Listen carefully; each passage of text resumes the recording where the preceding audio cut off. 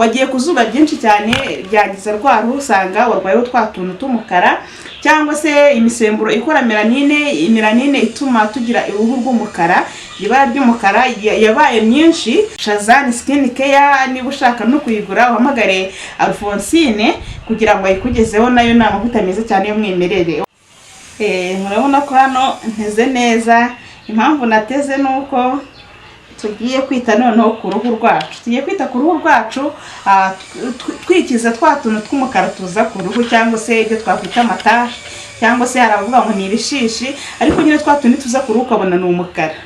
Basuhuza mwese rero mbaye ikaze mu kiganiro cya none. Wahisemo neza uko nyine wahisemo kwikunda. Ugiye kwikunda noneho wirukana twa duheri utuntu tumeze nk'inkovu. Yes, inkovu ziza cyane cyane zikunda kuza mu maso, uretse ko hari n'igihe ushobora kudusanga kuboko cyangwa kuguru, ariko ahenshi tugomba kuza ni mu maso, kuko duterwa no ko wenda izuba ryabaye ryinshi ryagucanye. Wagiye ku zuba ryinshi cyane ryagize rwa ruhu usanga warwayeho twa tuntu tw'umukara, cyangwa se imisemburo ikora melanine ituma tugira uruhu rw'umukara, ibara ry'umukara yabaye myinshi ugasanga warwaye ku tuntu, cyangwa se na amavuta wisize akugwa nabi nyine ntajyanye n'uruhu rwawe, aguteza utuntu tw'umukara tw'inkovu. Ikindi gishobora gutera ibyo bibazo ni stress cyangwa se kudasinzira neza, bishobora gutuma rwa ruhu rwawe rumera nabi rukazamo twa tuntu tw'umukara tubangamira benshi.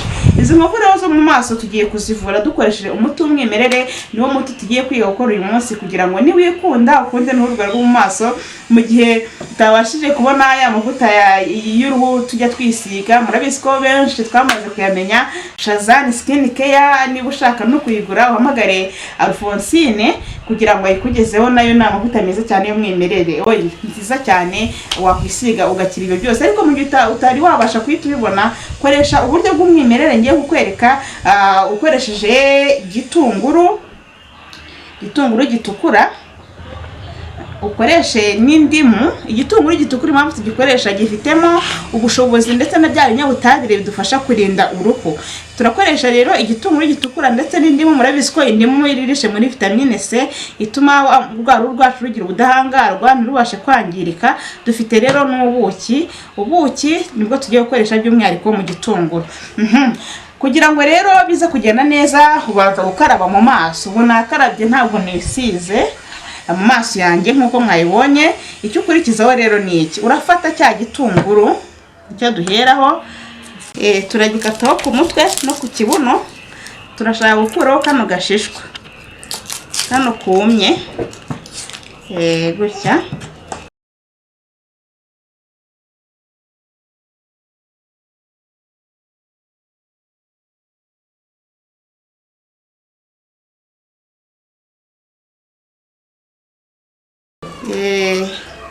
Murabona ko twakuyeho cya gishishwa cy'inyuma. Kimara kugikuraho rero turafata cya gitunguru tukirapye. Nkoresheje rape kuko hari umuntu udashobora kuba afite agapaswari kagisya, ariko ugafite wagisya. Uretse ko unakoresheje rape gutya, cyangwa se wafite nk'agasekuru ukunda gusekuriramo ibirungo ukagisekura. Icyo dushaka ni ukukibona giseye ku buryo umutobe wacyo tuwubona. Ahangaha rero ushobora kudakoresha igitunguru ugakoresha ikirayi. Ikirayi nacyo ni cyiza cyane ku ruhu no kuvura turiya duheri tw'umukara. Ikirayi kiba cyiza nacyo wagikoresha.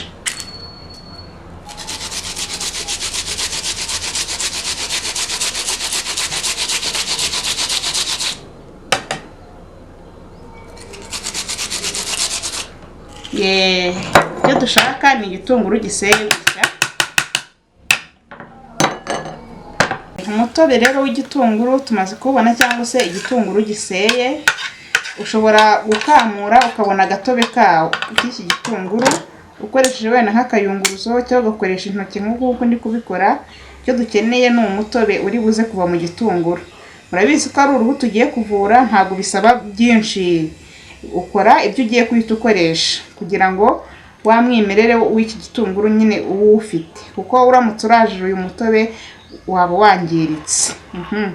Umutobe rero nk'uko mubona w'igitunguru tumaze kuwukamuramo.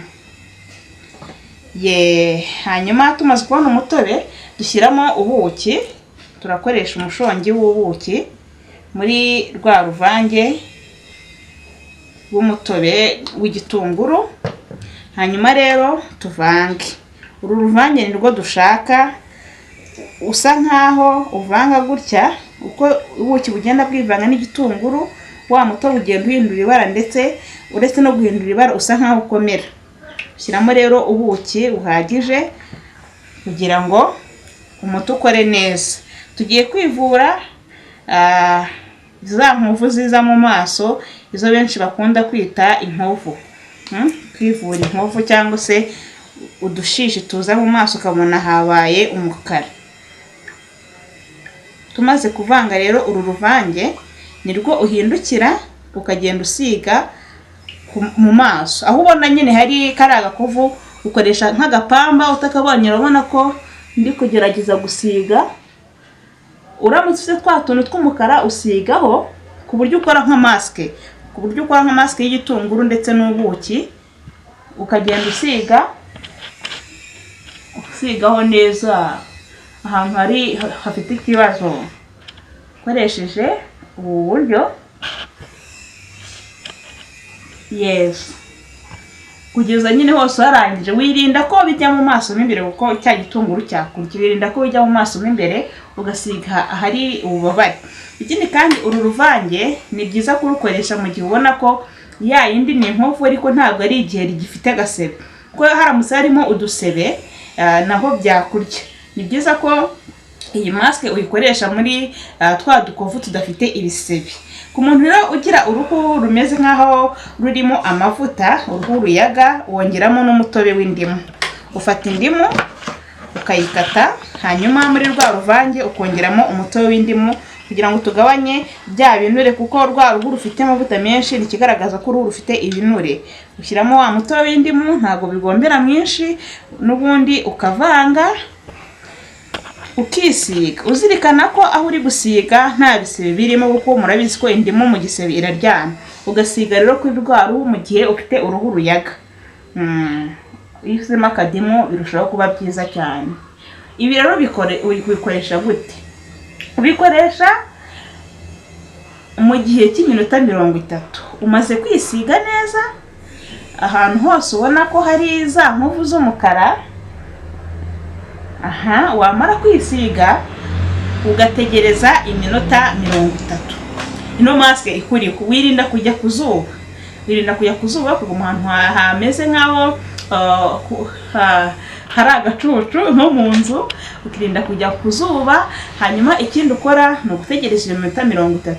Iyo iminota 30 ishize ino maske ikuriho, woga amazi byaba byiza ari amazi wabanje gushyushya, nyine arahiye neza, urayareka arahora, yabaye akazuyazi.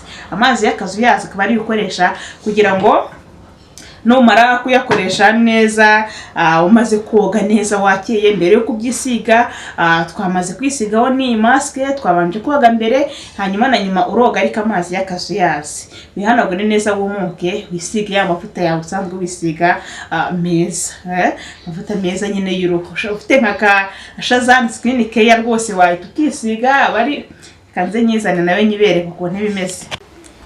Dore Shazam Skin Care nakubwiraga ni ikoze mu mushongi w'igikakarubamba.